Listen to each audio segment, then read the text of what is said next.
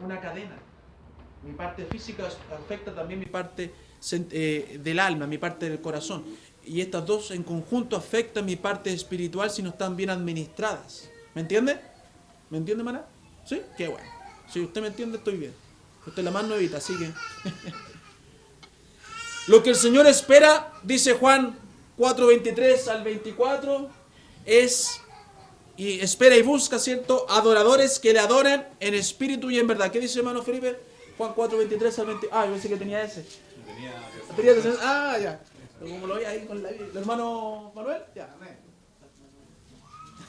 Sí, o si no, reto.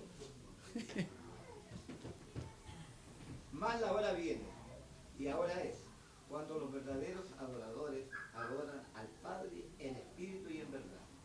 Porque también el Padre, tales adoradores, busca que adoren. Dios es espíritu, y los que adoran en espíritu y en verdad, es necesario que adoren. Amén. ¿Dios qué es? Espíritu. Es espíritu. Entonces lo que Él busca es adoradores que le adoren en espíritu y en verdad, ¿cierto? Cuando uno lo adora en espíritu, cuando uno comienza a adorar en espíritu, cuando nace en el espíritu, puede tener comunión con Él, según este contexto, en cualquier lugar, no en un lugar específico. Entra en contacto con Él. El espíritu que hay en nosotros es la parte que quiere o que anhela trascender y comunicarse con Dios. Este deseo y necesidad de Dios es producido por ese espíritu que fue creado para alabar a Dios. Nuestra tarea como mayordomos, o sea, no somos los dueños, ¿cierto? Nuestra tarea como mayordomos de nuestro espíritu es buscar a Dios y acercarnos a Él, adorarle y servirle. Esa es nuestra tarea. Somos buenos mayordomos de nuestro espíritu cuando leemos, ¿cierto? Y profundizamos las escrituras, cuando tenemos buenos tiempos de oración, cuando tenemos tiempo para también evangelizar y predicar su palabra. Estamos, ¿cierto?, teniendo una buena mayordomía de nuestro espíritu porque lo estamos usando en la expansión del reino de Dios. Entonces nuestro espíritu está siendo bien administrado, nuestra parte espiritual está siendo bien administrada porque está siendo usada en lo correcto, en el servicio a Dios. Cuando compartimos, eso ya lo dije entonces, y también cuando usamos los dones y talentos que Dios nos dio, está siendo bien administrada mi parte espiritual. Pero luego vamos a llegar a esas áreas más específicas. Dios anhela tener comunión con nosotros. ¿Qué dice Santiago 4, verso 5?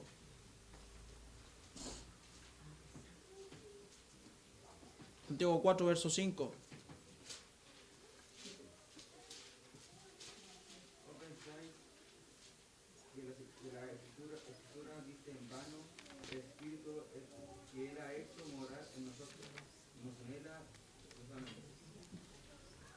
No es en vano, ¿cierto? El Espíritu que le ha hecho morar en nosotros nos anhela celosamente. No es en vano. Él desea tener una comunión con nosotros. Y espera que, ¿cierto?, que nuestro corazón esté entregado a Él. Que nuestra amistad esté ofrecida a Él y no al mundo. Como dice, ¿cierto?, el contexto. Dios anhela eso. Él desea que le mostremos nuestros rostros, que estemos con Él y que le hagamos oír nuestra voz, que hablemos con Él. Esto implica que nosotros tengamos que crear las condiciones necesarias para que nuestro espíritu pueda estar en comunión y comunicación constante con el Espíritu de Dios. Tenemos que nosotros rendir nuestras vidas y crear el ambiente propicio para que nuestro espíritu esté en comunión con el Espíritu de Dios, con Dios mismo. Tenemos que nosotros trabajar en eso. No es que el Espíritu, yo soy salvo, el Espíritu entró a mí, listo, tengo libre comunicación con el Señor, no tengo que hacer nada. No. Vamos a ver también más adelante, el próximo domingo tal vez, cómo uno obstruye esa comunicación, cómo uno puede entristecer, cómo uno puede contristar o apagar el Espíritu, esa parte espiritual que hay en uno. Y lo vimos también cuando hablamos un poco de la conciencia. como uno, ¿cierto? El Espíritu Santo hablaba a nuestra conciencia y nosotros teníamos la conciencia cauterizada, teníamos corrompida, y ya el Espíritu no podía ejercer mayor ayuda, porque no queríamos escucharle. Entonces es importante que nosotros administremos bien nuestra parte espiritual. Y no solamente uno dice, no, es que no tengo que pecar entonces. Sí, no pecando, pero hay que aprender y trabajar en ese aspecto y entender en qué funciones y propósitos tiene esa parte espiritual en nuestras vidas. ¿Qué es lo que hace? ¿Qué es lo que hizo? ¿Y qué es lo que seguirá haciendo esa parte espiritual en nuestras vidas para poder tener una mejor administración de él? No olvidemos también, como dice 1 Corintios 6, 19 al 20, que dice, también era un texto base, hermano Felipe. Sí. ¿O ignoráis que vuestro cuerpo es templo del Espíritu Santo, el cual está en vosotros, el cual tenéis de Dios, y que no sois vuestros, porque habéis sido comprados por precio? Glorificad, pues, a Dios en vuestro cuerpo y en vuestro espíritu, los cuales son de Dios. Amén. ¿Recuerdan ese texto que también lo vimos hace un tiempo en la mayordomía? Importantísimo no olvidar que somos templo del Espíritu Santo. Amén. Somos un templo de la parte espiritual, ¿cierto?, de Dios.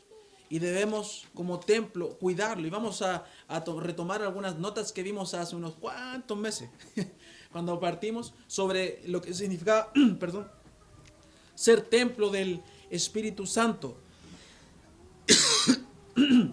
Dice que el Espíritu Santo mora en nosotros, habita en nosotros. Nuestro cuerpo es el edificio.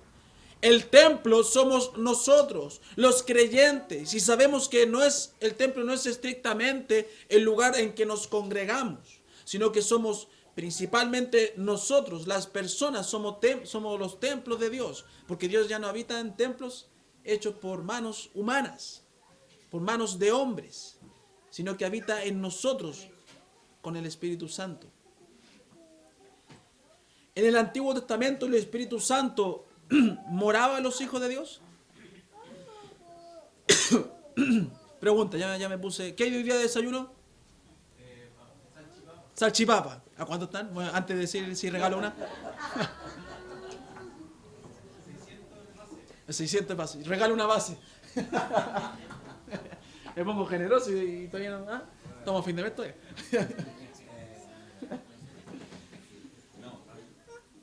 ¿No? Ah, se interesó. Es que cuando uno le ofrece algo, al tiro se despiertan.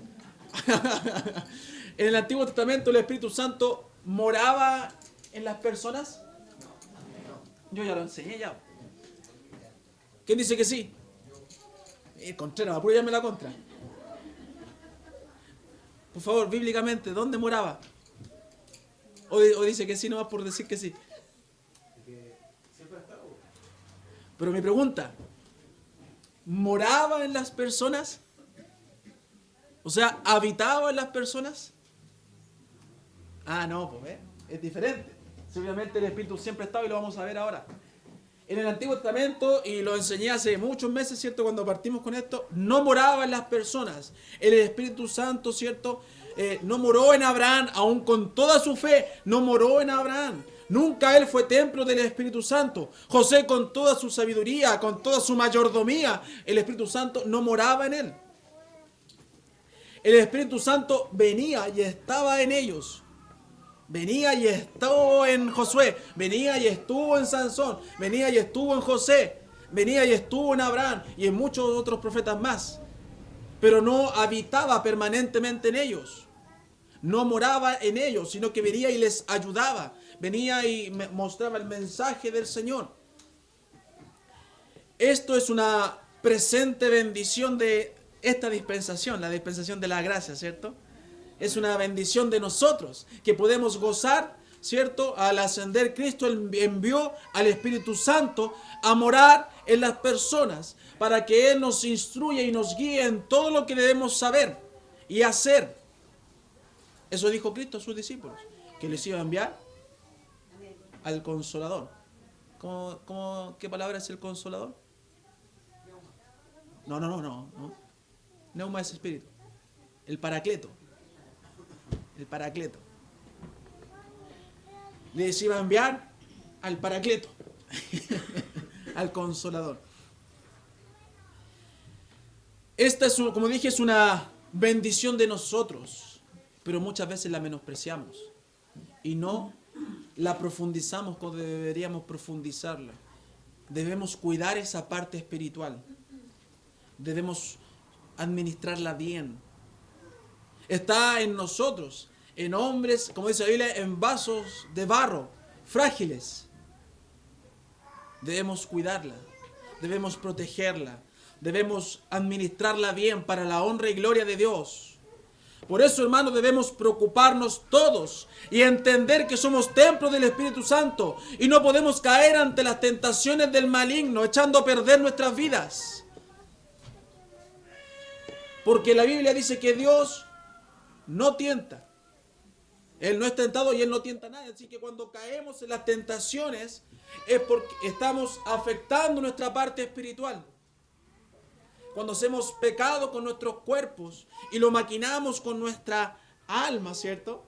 Estamos afectando nuestra área espiritual porque no fue Dios quien me mandó a pecar. No fue Dios quien puso la tentación.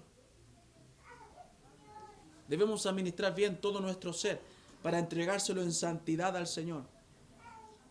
No permitas que tú como templo del Espíritu entres a lugares deshonrosos y sientas vergüenza, porque tú metiste al Espíritu en el lugar donde había pecado, donde Él no se iba a sentir cómodo, donde Él no se regocija.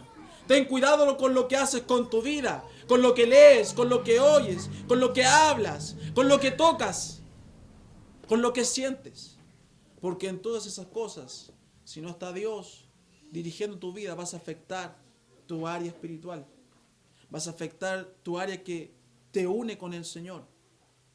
Porque somos templo del Espíritu Santo. Y Él se resiente con el pecado. Debes administrar bien el Espíritu que mora en ti y utilizarlo, ¿cierto?, de tal forma en que Dios se sienta glorificado. Todo el fin del creyente es darle la gloria a Dios. Vamos a repetirlo en este estudio hasta que lo terminemos. Que todo lo que hagamos es para darle la gloria a Dios. Dice Corintios, si pues coméis o bebéis o hacéis otra cosa, hacedlo todo para la gloria de Dios. El templo entonces significa un lugar, escúcheme bien, templo significa un lugar donde la deidad ha escogido hacer morada. Por eso Dios habitaba en el Antiguo Testamento en el templo, ¿cierto? En el edificio. Y Él estaba la presencia del Señor, ¿cierto? Decía que estaba su presencia. Y a veces no se podía ni entrar.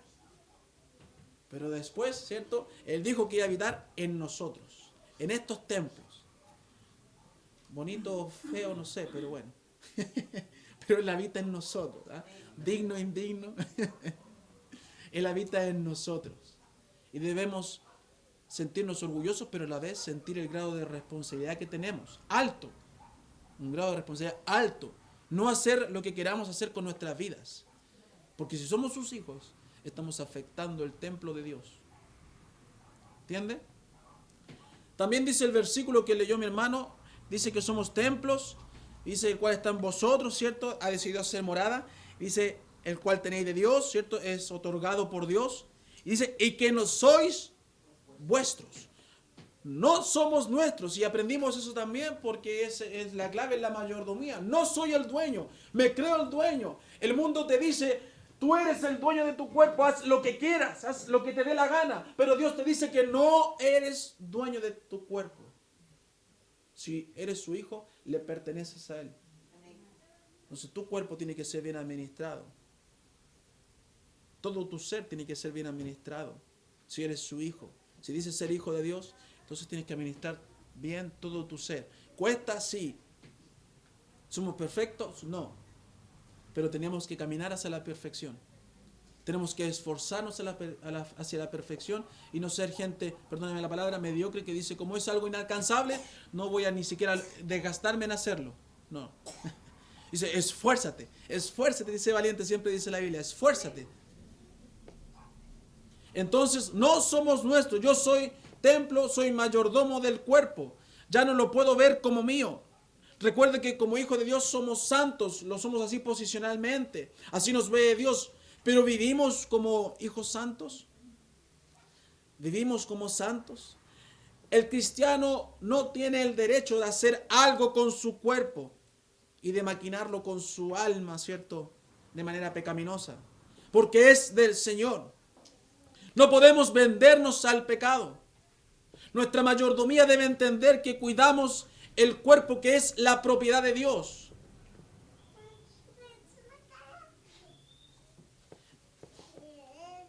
Y que Él mora en nosotros. Tenemos una parte espiritual la cual no debe ser dañada. ¿Cuántos viven entendiendo esto?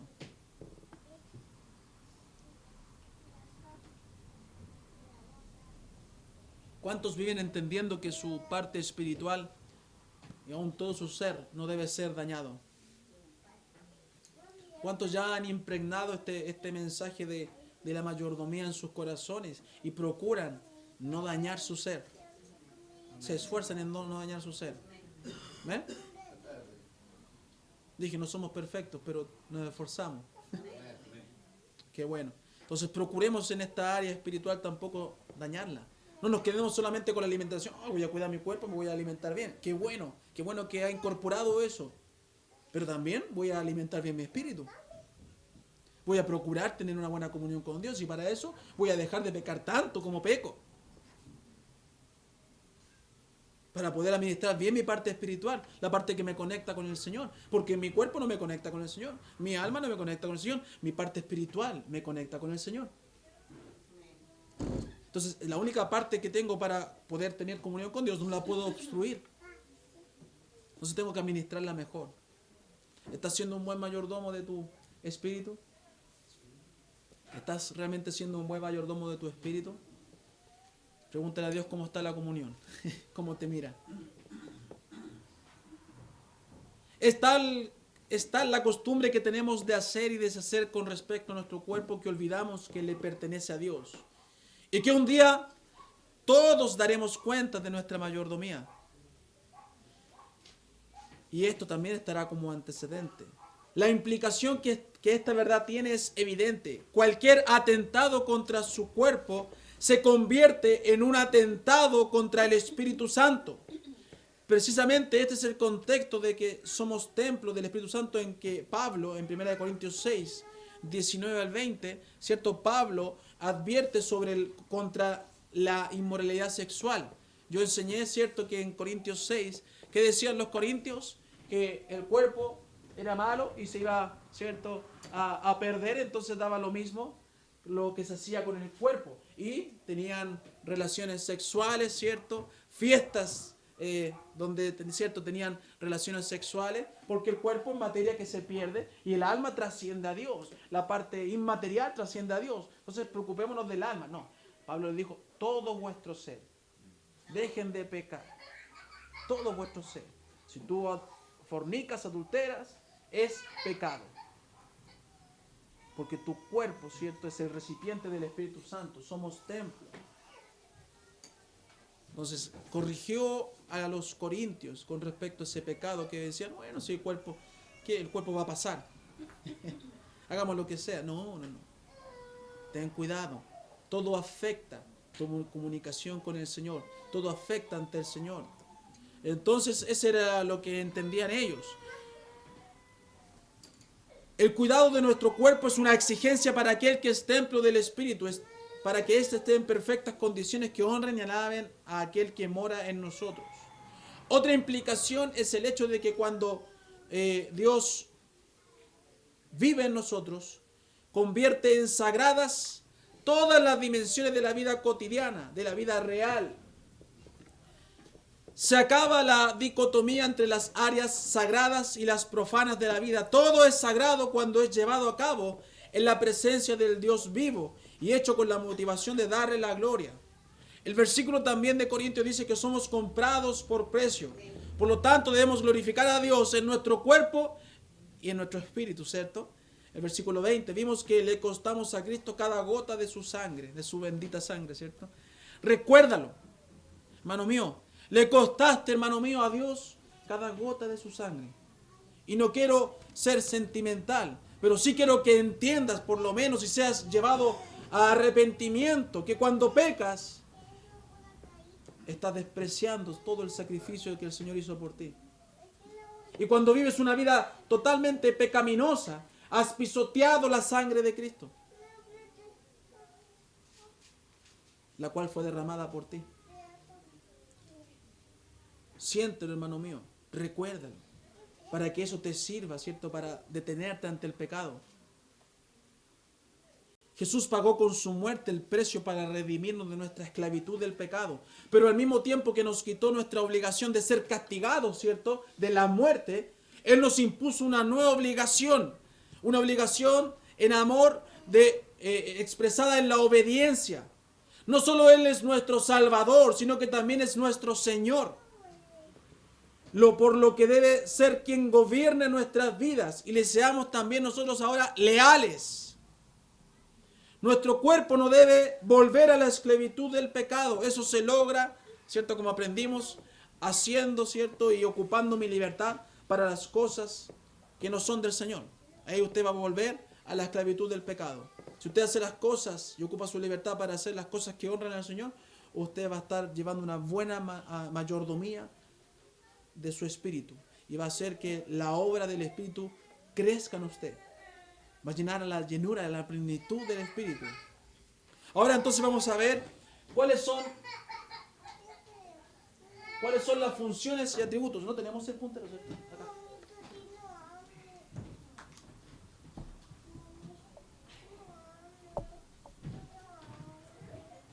Están enojados conmigo porque he dicho harto y no han notado nada, ¿eh? Anoten nomás, tomen apuntes. De todo lo que he dicho van tomando apuntes. Ahora recién vamos a pasar a esa línea. Miren. ¿Cuáles son las funciones y los atributos del Espíritu Santo en mi vida? ¿Cuáles son las funciones y los atributos del Espíritu Santo en mi vida? El día en que usted recibió al Señor Jesucristo como su Salvador personal. ¿Qué día fue? A ver. ¿27 de? Junio. ¿Qué día fue el día que usted recibió al Señor Jesús como su Salvador y Señor? ¿Ah? ¿Se acuerda usted o no? ¿No? Recuérdelo. 6 de junio. No está ni en los planes yo. Ahí atrás, ¿se acuerdan cuándo fueron salvos, no? A ver, ¿cuándo? 12 de abril de 86. ¿Qué más? 19 de enero de 2006. Mira cómo les cuesta. No se lo come, también se me olvida. 22 del 9 del 2016. 22 del 9 del 2016. Ese día ha sido el día más importante de su vida. Yo era chico, mi papá me lo anotó, yo les conté. En abril del 96. Era el 19 de abril, creo. Me acuerdo, sí, del evento. O sea, estaba el templo abierto, ¿cierto? Que estábamos remodelando en el templo antiguo. Paredes blancas, sin techo estábamos. Como vamos a estar dentro de poco, tal vez. ¿Ah? Y caminé hacia adelante y dije, quiero ser salvo. Y ahí no me acuerdo qué me dijo mi papá. Bien, recuerde el día de su salvación. Sigamos. No estaba eso en mis planes, pero tiene que recordarlo. El día que usted recibió al Señor Jesucristo como su Salvador personal, el Espíritu Santo de Dios vino a morar en usted. O sea, vino a vivir dentro de su cuerpo. Esta es la tercera persona de la Trinidad, quizás la más ignorada y la más mal entendida en cuanto a su relación del cristiano con Dios. El propósito de esto entonces es que obtengamos un entendimiento de lo que el Espíritu Santo de Dios hace en su vida, para así administrar nuestra área espiritual de mejor manera. Vamos a partir viendo un poco la obra del Espíritu Santo para que podamos entender esa área espiritual dentro de nosotros y administrarlo de mejor manera. Entonces, primero que todo, ¿dónde encuentro al Espíritu Santo? Ya leímos principalmente entonces 1 Corintios 6, 19, 20. ¿Dónde encuentro al Espíritu Santo, hermana Carmen? ¿Dentro de quién? Eso, dentro de mí. Muy bien. Yo le dije no se sentara de las primeras. Son los que primero caen. A lo mejor que la tira acá adelante, la pobrecita. ¿Dónde encuentro el Espíritu Santo entonces? ¿Estamos o no estamos? Mire, ya, voy a ofrecer una salchipapa. ¿Dónde encuentro el Espíritu Santo? Ah, saltan al tiro. ¿Ah? Saltan al tiro. Dentro de mí, dígalo con convicción. Dentro de mí, está dentro de mí, mora en mí. Veamos también entonces Juan 14, 17, Gálatas 4, 6, Efesios 2, 22. ¿Quién nos lee, hermano Juan, por favor? 14, 17. El Espíritu de verdad, al cual el mundo no puede recibir, porque no le ve ni le conoce, pero vosotros le conocéis, porque mora en vosotros y estará en vosotros. Porque mora con vosotros. Gálatas 4, 6. Por aquí, ¿qué pasa por este lado? Van a... ¿sí? Y por cuanto sois hijos, Dios envió a vuestros corazones el espíritu de su Hijo, el cual clama, Abba Padre. Abba Padre. Efesios 2, 22. Efesios 2, 22. ¿No? Efesios 2, 22. Por favor, man. En quien vosotros también sois juntamente edificados para morada de Dios en el Espíritu. En el Espíritu. Man. Qué buenos versículos, ¿cierto? Hay muchas personas que no se percatan de las actividades del Espíritu. Estaba bueno, este no parece que no está... 2, 3. Hace rato que me siento forzando la voz. Hay muchas personas entonces que no se percatan de las actividades del Espíritu Santo. Pero quienes oyen las palabras de Cristo y entienden el poder del Espíritu, Él les da una manera totalmente nueva de ver la vida. Nosotros tenemos una visión espiritual de la vida. El incrédulo no la tiene, no la percibe, no lo puede entender. El creyente sí, puede entender lo espiritual y puede acomodar lo espiritual a lo espiritual. Porque tiene el Espíritu morando dentro de sí.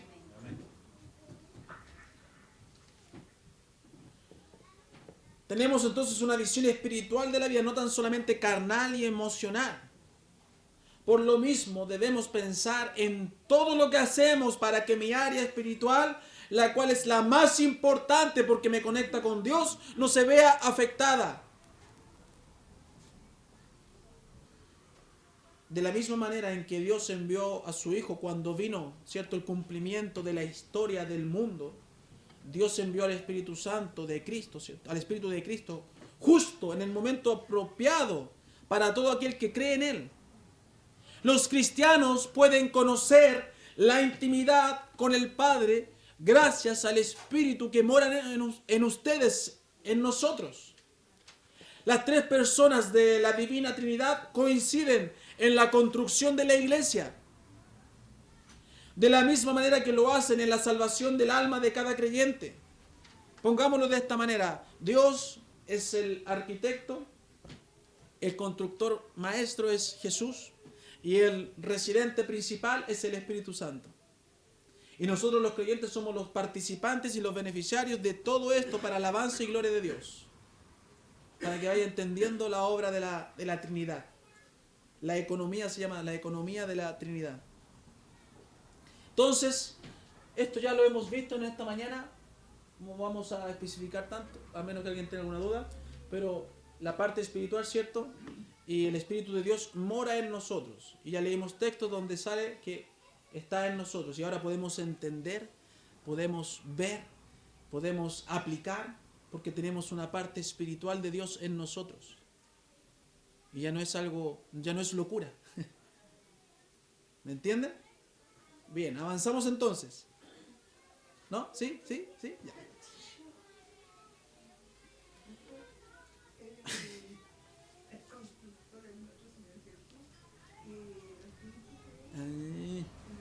Residente.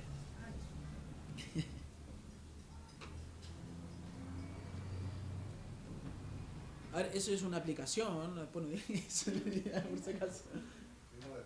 Claro. ¿Dónde sale eso? Bien, ¿paso la diapositiva? Sí, puede decirlo más animada, sí. Sí, eso, ahí sí.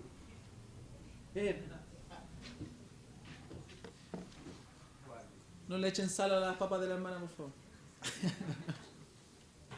¿Cuál es la función del Espíritu Santo? Le dije yo que íbamos a hacer un poco más del Espíritu Santo, ¿cierto? De su obra en sí, para que luego entendamos nuestra área espiritual. ¿Cuál es la función del Espíritu Santo? ¿Ya está ahí ya? Ya está ahí. No le puedo decir nada, no le puedo regalar nada porque está ahí las notas. La función del Espíritu Santo, lo que hace el Espíritu Santo, amigo y hermano mío, Él convence. Él convence. Y vamos a ver en Juan 16, verso 8 al 11. Juan 16, verso 8 al 11. Dice, y cuando Él venga, hablando del Espíritu Santo, convencerá al mundo de pecado, de justicia y de juicio. De pecado por cuanto no creen en mí. De justicia por cuanto voy al Padre y no me veréis más. Y de juicio por cuanto el príncipe de este mundo ha sido ya juzgado.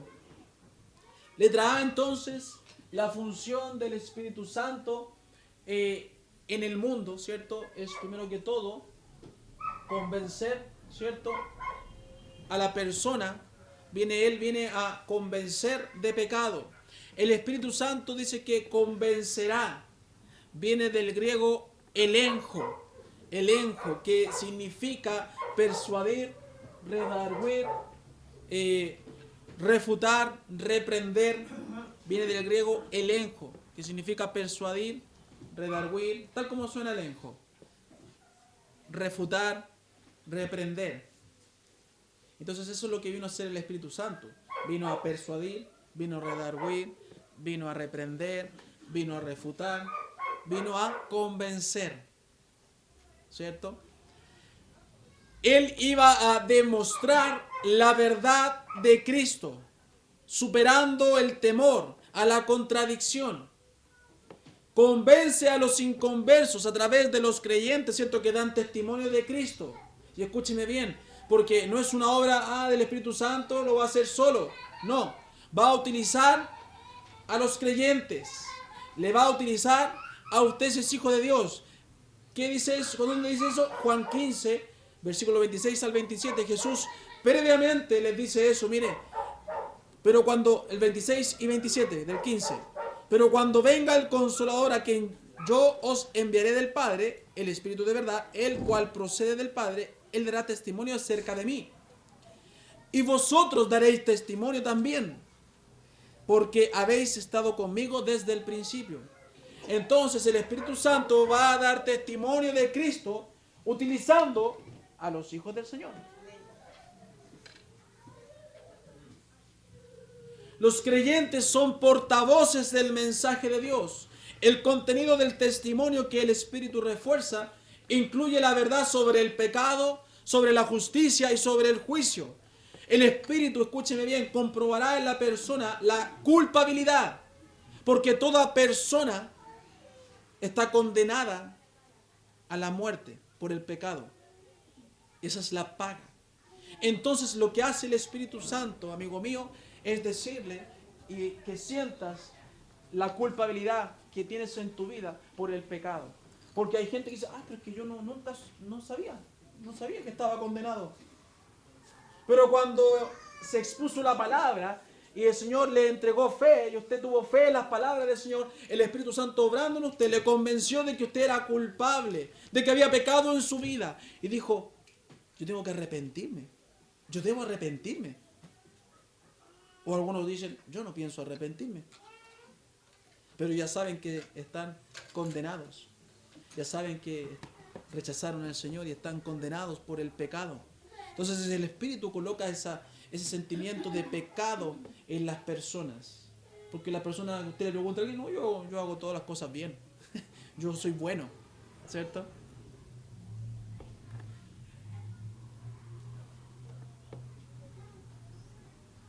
Esta es la única referencia, y escúcheme bien, esta es la única referencia en la Biblia donde habla de la obra del Espíritu Santo en relación con el mundo. Las demás tienen que ver con su ministerio y por medio de los creyentes.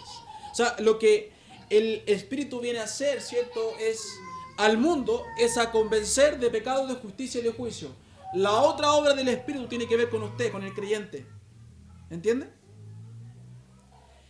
Entonces en el inconverso le da convicción, le convence de pecado para traerlo a la salvación.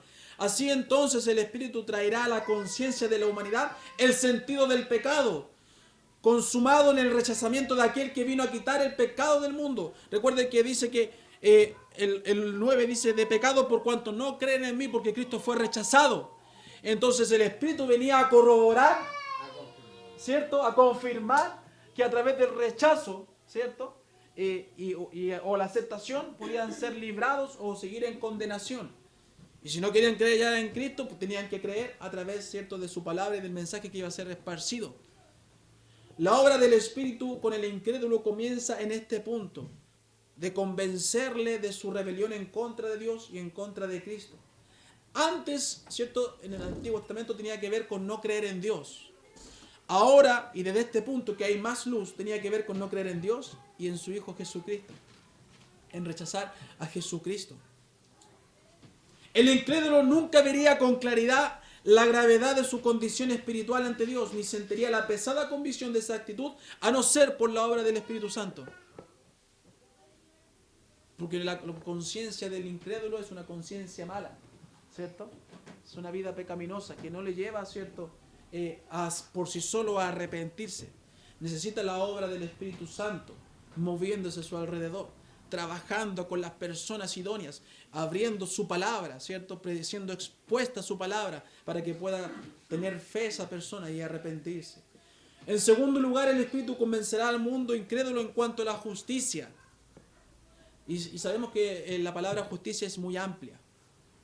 Tiene un sinfín de significado, pero acá lo que se refiere a justicia de Dios es provista por Dios en la cruz, lo cual trae alivio perfecto en la justicia del siervo del Padre.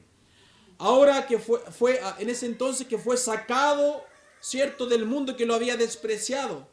Tras esta partida de Cristo, el Espíritu convencería al mundo de la necesidad de la justicia, la cual se logra solamente por creer en Jesús y obedecer a sus palabras. La obra de Dios fue justa y perfecta porque Él vació la tumba, ¿cierto? Y Cristo ascendió al cielo. Fue justa, fue perfecta, fue completa. Y esa obra es la que el Espíritu convence al pecador de esa justicia. Y en tercer lugar y último,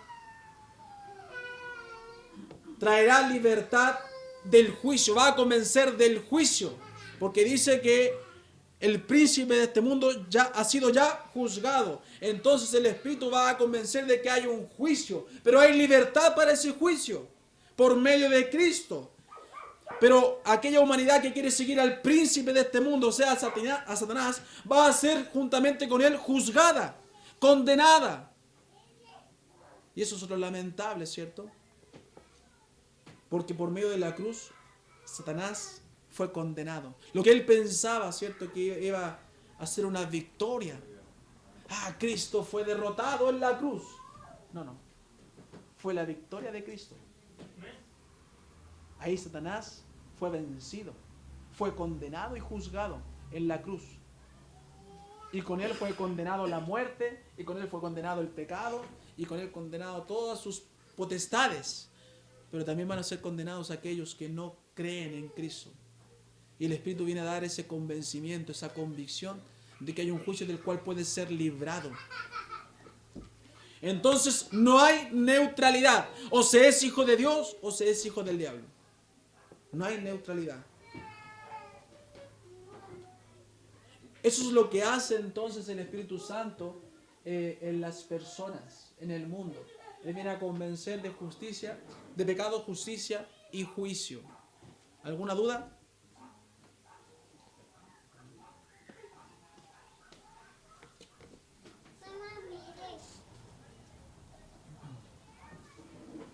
¿Alguna duda, no? El Espíritu solamente hoy día se puede manifestar a través de los seres humanos.